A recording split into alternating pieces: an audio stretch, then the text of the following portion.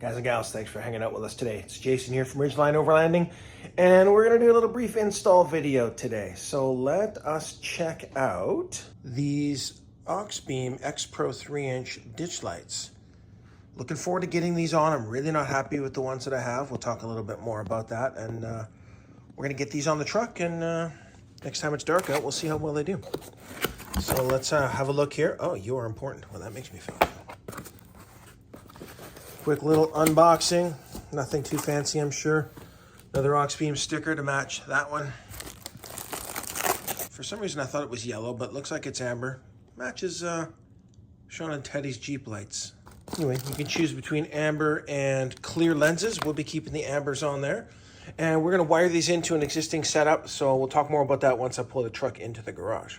These are the light covers. This is why I did my upgrade when I did. I was already planning on swapping out those lights at some point, but the reason I did this is because I had a pleasant interaction with one of our highway patrols the other day who took issue with the fact that I didn't have light covers. Now we do.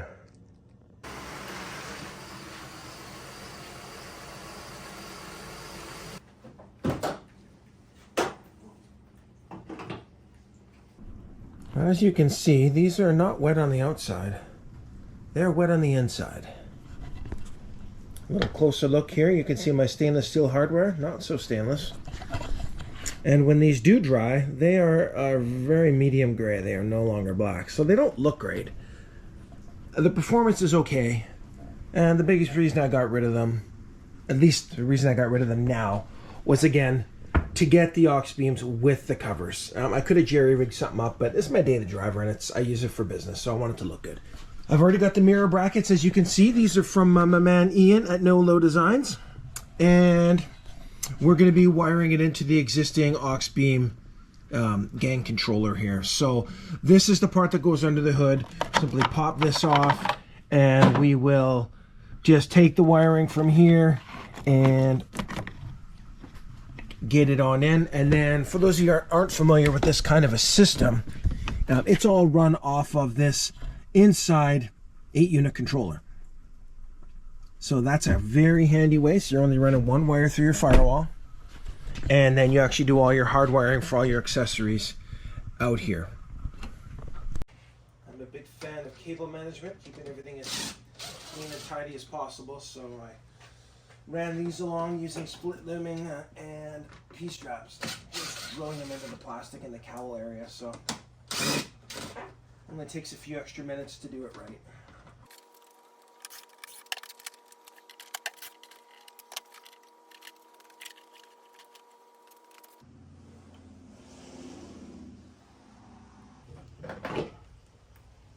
And presto.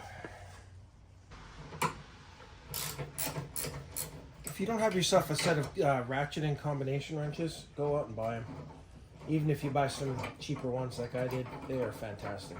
If you were going to wire this just using the supplied switch, which is one of those little dime switches, you just drill a small hole in your dash and plug this in from behind, you would be using all of this wiring.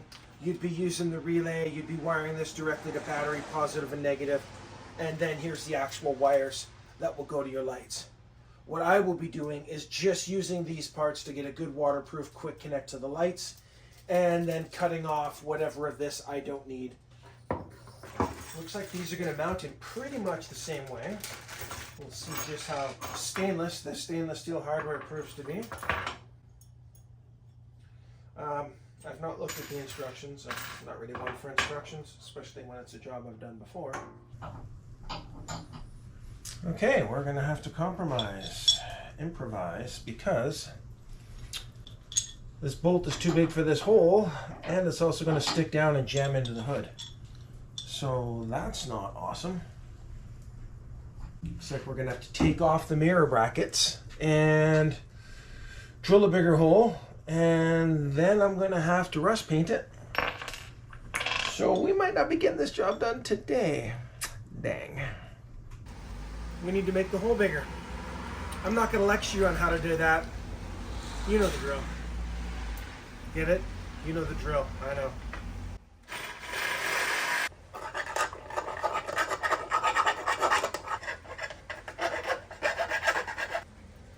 we'll get the other one done, and that's about as far as we get today, other than grabbing some trim clad rust paint and doing a couple of coats on there and giving it a couple of days to dry and cure. We have successfully drilled out these holes, made them a little bigger, got some rust paint touched up around there. Now we just got to slide them back in there. I've loosened the bolts. We'll get the mounts back in there and keep on our way.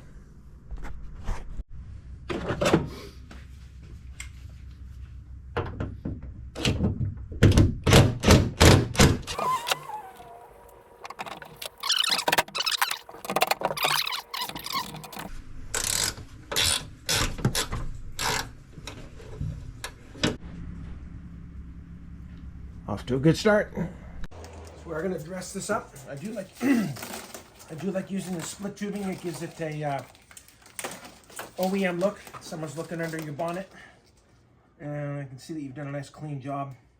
You don't just have miscellaneous aftermarket wires running everywhere. This is just part of doing a good job. Also satisfies my OCD, so it was kind of a win-win.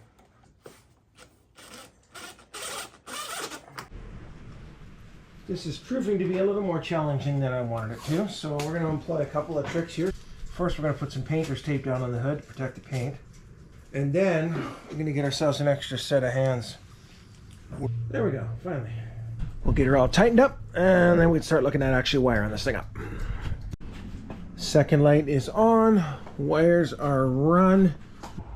And there we have it. Everything is where it needs to be. Positive and negative are all lined up. So if I have done my job right and there's nothing loose, then when I turn that key over after reconnecting the circuit breaker, then we're gonna have some light. Yep. They're brighter once you take the cover off. Looking forward to seeing these tonight. Here's our install line here. Not bad if I do say so myself. Everything's nice and cleaned up. There's a little bit of slack back in here. There's not much I can do about that. But I'm sure this will all disappear under the hood. Let's close her up, take a picture of the front end of this truck. In case I hadn't shown you before, yeah, you can see down there I got my fog lights wrapped. Wrap them up in yellow film. 1,